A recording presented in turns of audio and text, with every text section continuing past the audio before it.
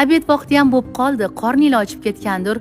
Ujin obed uchun mazali zo'r taom retsepti bilan bo'lishaman. Taomni ko'rsatilgan sabzavotlarni duxovkada pishirib olishdan boshlaymiz. Yumshab olgan sabzavotlarni ko'rsatilgandek qilib urib yanchib olamiz. Kotlet uchun mol go'shti qiymasiga qizil bolgarskiy, piyoz, tuz, murch, paprika, tuxum, talqon solib yaxshilab aralashtirib olamiz. Uzunchoq ko'rinishda shakl berib olamiz. Ichkaridan mazali massamizni solib, tuz sepib, kotletlarimizni chiroyli qilib joylab, ustidan o'simlik yog'ini quyamiz. Yarim soat uchun pechga pishirish uchun yuboramiz. Manda Goodwell pechlari. Taomni pechdan olib ustiga xamirni yoyib joylaymiz. Xamir retseptini esa video tagida yozib qoldiraman.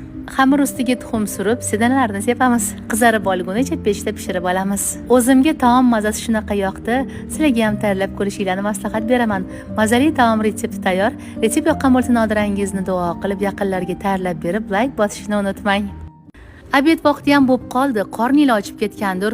Ujin obed uchun mazali zo'r taom retsepti bilan bo'lishaman. Taomni ko'rsatilgan sabzavotlarni duxovkada pishirib olishdan boshlaymiz. Yumshab olgan sabzavotlarni ko'rsatilgandek qilib urib yanchib olamiz. Kotlet uchun mol go'shti qiymasiga qizil bolgarskiy, piyoz, tuz, murch, paprika, tuxum, talqon solib yaxshilab aralashtirib olamiz. Uzunchoq ko'rinishda shakl berib olamiz. Ichkaridan mazali massamizni solib, tuz sepib, kotletlarimizni chiroyli qilib joylab, ustidan o'simlik yog'ini quyamiz. Yarim soat uchun pechga pishirish uchun yuboramiz. Manda Goodwell pechlari. Taomni pechdan olib ustiga xamirni yoyib joylaymiz. Xamir retseptini esa video tagida yozib qoldiraman.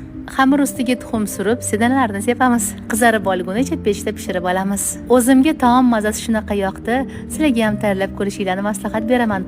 Mazali taom retsepti tayyor. Retsept yoqqan bo'lsa nodirangizni duo qilib yaqinlarga tayyorlab berib, like bosishni unutmang.